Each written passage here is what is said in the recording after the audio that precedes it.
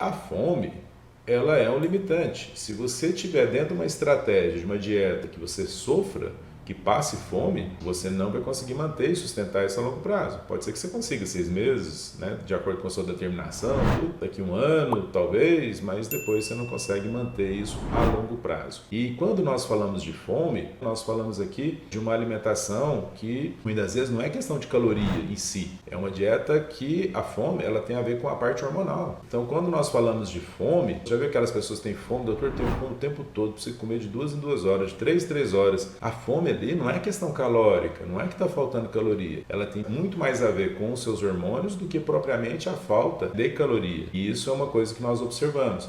Então, quando nós temos uma alimentação, né, que estimula a sua insulina o tempo todo, né, nós temos ali uma fome. Então, imagina assim, né, para quem está adentrando aqui agora. Nós temos, por exemplo, os carboidratos, né? E aí vamos falar aqui um pouquinho essa questão do carboidrato. O que é carboidrato, doutor? É aquilo que transforma em açúcar. E os carboidratos piores que nós temos são os carboidratos refinados. Quais são os carboidratos refinados? O que é isso? Carboidrato refinado é aquele alimento, por exemplo, o trigo. E aí você passa por o refino, está entregando agora, por exemplo, um macarrão. Ou então você passou pelo refino, está me entregando uma bolacha, um biscoito. Ora, então o trigo já tinha, né, ali tem o amido dele, e você passou pelo processamento todo e agora você está entregando, através da farinha branca, está entregando amido quebrado, um pouco sem fibra, né, com diminuição de nutrientes, né, que estavam ali associados, e agora eu estou te entregando esse alimento já todo quebradinho. Da mesma forma, um farelo, por exemplo, de milho, né, um polvilho que vem da mandioca, por exemplo, né, uma tapioca, né, também. Então eu estou te entregando, na verdade, um alimento processado. Então um alimento que já foi quebrado, né, e estou te entregando ele refinado.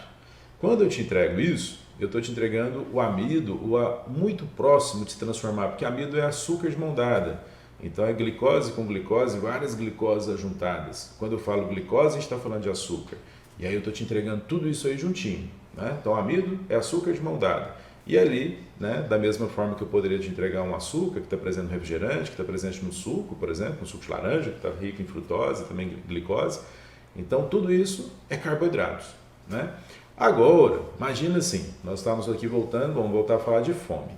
Então, eu falei para você que fome não é questão calórica, é muito mais questão hormonal do que caloria. Na nossa alimentação padrão, nós temos esses alimentos agora, que são os carboidratos que eu acabei de falar, refinados.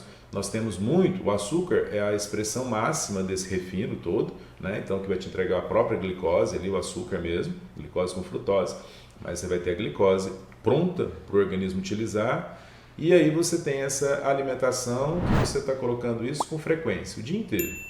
Aí quando você coloca esse alimento, você estimula o seu pâncreas a produzir uma insulina. A insulina, secretar, porque produzido já está. Então, ó, ele vai secretar a insulina. Quando eu coloco a glicose ali para dentro, as minhas células beta do pâncreas lá jogam açúcar jogam a insulina, para dentro do sangue. E aí eu aumento a insulina no sangue. Quando eu aumento a insulina, por que está aumentando a insulina? Por que eu preciso dessa insulina? Ora, porque eu preciso baixar essa glicose que aumentou no sangue.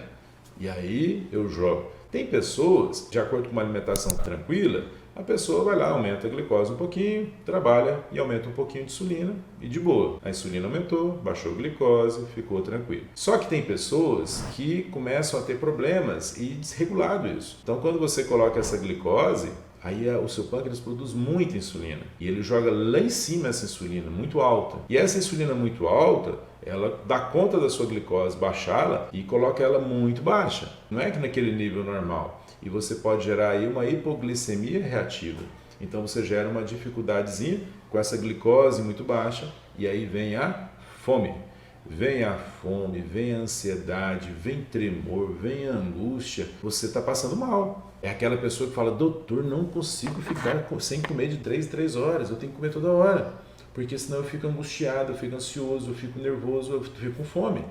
E aí você vai, e o médico e a nutricionista está com boa intenção e manda você comer de 2 em 2 horas, faz um cardápiozinho para você. E aí agora você coloca de novo, coloca mais um pouquinho de açúcar, alguma bolachinha, um biscoitinho, café com açúcar. uma fruta, olha, aliviou. Agora eu já não estou mais com aquela ansiedade, não estou com aquela fome, tudo. Mas veja bem, nós estamos tratando a consequência, estamos tratando a hipoglicemia, estamos te dando comida de novo para corrigir a sua hipoglicemia que você teve reativa, mas nós não estamos tratando a causa do problema, que a causa era o estímulo excessivo dessa insulina. Então, por isso que o mecanismo da fome, ele tem a ver, nesse contexto, muito mais a ver com a questão hormonal do que calórica.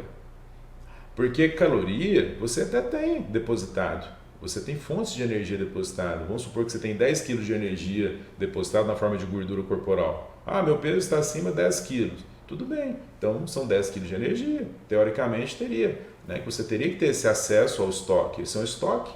A gente estoca num comércio, por exemplo, alguma coisa que você quer vender. Você estoca numa fábrica alguma coisa, uma matéria-prima que você quer utilizar. E essa gordura corporal que está acima no seu corpo, seus 10 quilos, 12 quilos que seja, 30 quilos que seja, isso é um estoque de energia. Ora, se eu tenho estoque, eu deveria estar utilizando. Eu deveria ter ele disponível para utilizar. Mas não. De novo, hormônio. Se o hormônio, insulina, estiver elevado, você não tem acesso ao seu estoque de energia, o seu estoque está bloqueado, a sua gordura está bloqueada, então ela não te ajuda nesse estoque. Se você tem essa insulina elevada, aquela questão da hipoglicemia reativa, então de novo, você não tem acesso ao seu estoque de energia, já joga a glicose para baixo, dá fome excessiva, e aí você cria um ciclo que você não consegue sair. É uma montanha-russa de insulina alta, hipoglicemia, insulina alta, hipoglicemia. E nessa montanha-russa o tempo todo, aumentando a insulina, os seus estoques estão aumentando, porque a insulina alta, ela faz com que você tenha aumento dos seus estoques de gordura.